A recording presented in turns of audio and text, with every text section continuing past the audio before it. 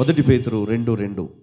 సమస్తమైన కపటమును, వేషధారణను, అసూయను, సమస్త దూషణ మాటలను మాని కొత్తగా జన్మించిన శిశువులను పోలిన వారై నిర్మలమైన వాక్యమును పాలవలన రక్షణ విషయములో ఎదుగు నిమిత్తము ఆ పాలను అపేక్షించుడి. చూడండి, ఇక్కడ మీ రక్షణలో ఎదగాలి అంటే ఇక్కడ నువ్వు రక్షణలోకి వచ్చిన తర్వాత అంటే దేవుని దగ్గర నువ్వు పిల్లల్లాగా ఉండాలి రక్షణ విషయంలో. కానీ ఈ లోకం విషయంలో నువ్వెప్పుడు కూడా జ్ఞానము కలిగి జీవించాలి. దేవుని దగ్గర మనం ఎప్పుడు కూడా పిల్లలమే. కాబట్టి ఆయన మనల్ని మరి ఏ విధంగా సంరక్షిస్తూ ఉన్నాడో మరి మనం ఒకసారి జ్ఞాపకం చేసుకోవాలి. చూడండి, హెబ్రీ 5:12 ఒకసారి చదువుకుందాం. కాలమును బట్టి చూచితే మీరు బోధకులుగా ఉండవలసిన వారై ఉండగా. ఏమంట? కాలమును బట్టి చూస్తే మీరు బోధకులుగా ఉండవలసిన వారై ఉండగా దేవోక్తులలో మొదటి మూల పాఠములను ఒకడు మీకు మరల బోధింపవలసి వచ్చెను.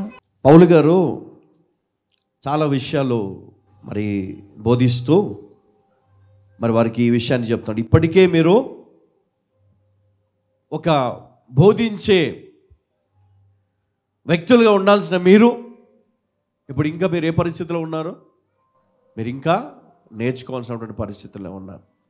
ఈ పాటికి మీరు ఆల్రెడీ మీరు మంచి బోధకులుగా ఉండాల్సినటువంటి పరిస్థితి. అంటే మీరు ఇతరులకు బోధించే స్థితిలో ఉండాల్సినటువంటి వారు.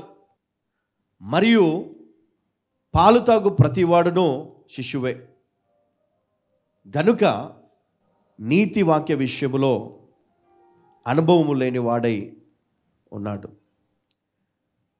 ప్రతి ఒక్కరి జీవితంలో ఈరోజు దేవుడు మనకి ఏమి నేర్పించాడు. అందుకని నేను ఎక్కడికి వెళ్ళినా కూడా మరి అక్కడ ఉన్నటువంటి ప్రజలను ఉద్దేశించి మరి వారికి ఎలాంటి వాక్యం కావాలా. ఇప్పుడు చిన్న పిల్లలు ఉన్నారండి, చిన్న పిల్లలు ఉన్నారు, పెద్దవాళ్ళు ఉన్నారు. ఎవరికి ఎలాంటి భోజనం పెట్టాలో మీకు తెలుసా? ఇప్పుడు మీ ఇంట్లో చిన్నపిల్లలు ఉన్నారనుకోండి, చిన్న పిల్లలు, నెలల పిల్లలు, మరి వారికి ఏం భోజనం పెట్టాలి? మనం చికెన్ పెట్టవచ్చా? మటన్ పెట్టవచ్చా? Tea, coffee, biscuits? వాళ్ళకి పాలు కావాలి, పాలే ఇస్తాం. కొంచెం పెద్ద పిల్లలకు పప్పన్నం, పెరుగన్నం, బ్రెడ్ ఇట్లాంటివి పెడతాం. ఇంకా పెద్దవాళ్ళకి అన్ని రకాలు. వాక్యం కూడా దేవునికి తెలుసు ఎవరికి ఏ వాక్యం కావాలో. కొంతమంది తల కొట్టుకుంటారు, ఈ పాస్టర్ గారు ఊరికే ఇదే వాక్యం చెప్తాడు. ఎందుకో చెప్పనా? మీరు చిన్నపిల్లలుగా ఉన్నంత కాలము అదే చెప్తాడు దేవుడు. మీరు కొంచెం ఎదిగి మేము పెద్దవాళ్ళము అని ఆ జ్ఞానము కనుక మీరు వాడి మీ జీవితాన్ని మార్చుకుంటారు చూడండి, అప్పుడు మీకు ఆహారం పెట్టేది కూడా మారుస్తాడు దేవుడు. హల్లెలూయా, హల్లెలూయా. ఇంకా ఇదే తింటాం, ఇంకా ఇదే పాలు, ఇదే బిస్కెట్ అంటే ఇంకా మీకు మారాలా లేదా అమ్మా? మారాలంటే మీరు ఆత్మీయంగా ఎదగాలా లేదా? విశ్వాసంలో బలపడాలా లేదా? అద్భుత కార్యాలు దేవుడు చేస్తాడు ఎవరి జీవితంలో? ఎవరైతే నమ్మి ఇది నా జీవితంలో జరుగుతుంది కదా. కొంతమంది ప్రార్థన చేస్తారు ఏమని అంటే, దేవుడు నాకు మంచిది ఇస్తాడు, మంచి భర్తని ఇస్తాడు, మంచి ఉద్యోగం ఇస్తాడు, ఇదిగో నేను మంచిగా సెటిల్ అయిపోతా, దేవుడు తప్పకుండా నన్ను ఈ విధంగా ఆశీర్వదిస్తాడు అని వారు నమ్ముతారు.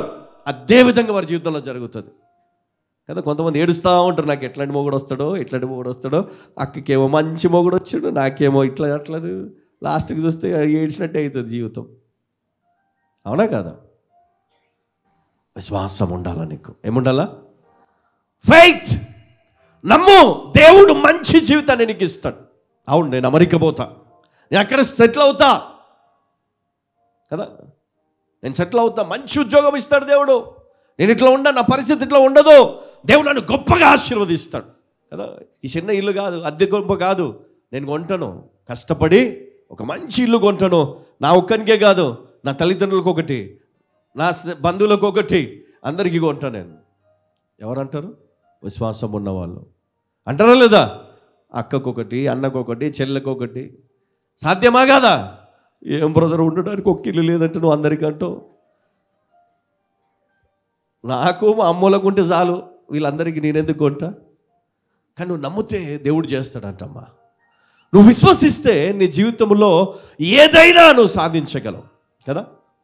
గుడ్డివాడు కంటి చూపు వస్తుందని నమ్మాడా లేదా? కుంటివాడు నడుస్తాను తిరిగి దేవుడు నాకు కాళ్ళు ఇస్తాడని నమ్మాడా లేదా?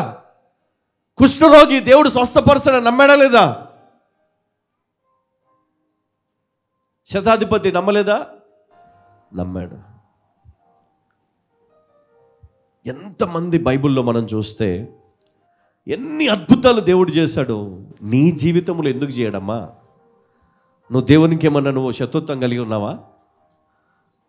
ఒకటే చిన్న ఈగో ఉంది నీ లోపల, తీసి పక్కన పెట్టు, దేవుడు నిన్ను బ్లెస్ చేస్తాడు.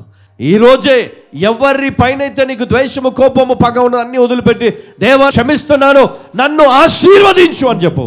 దేవుడు ఆశీర్వదిస్తాడు. ఈరోజే దేవుడు అంటాడు కదా, నీ ఆఫరింగ్ నేను యాక్సెప్ట్ చేయాలంటే నువ్వు మొదట ఏం చేయాలి? నువ్వు ఎవరితోటైతే నువ్వు విరోధం కలిగి ఉన్నావో, నీ సహోదరుడు కావచ్చు, సహోదరి కావచ్చు, ఇంకెవరైనా కావచ్చు, నువ్వు ఏం చేయాలి? నువ్వు వెళ్ళి సమాధానపడి, మొదట అర్పణ అక్కడ వదిలిపెట్టి నువ్వు వెళ్ళి సమాధానపడి నువ్వు వచ్చి అప్పుడు అర్పించు, నేను దాన్ని యాక్సెప్ట్ చేస్తాను. హల్లెలూయా.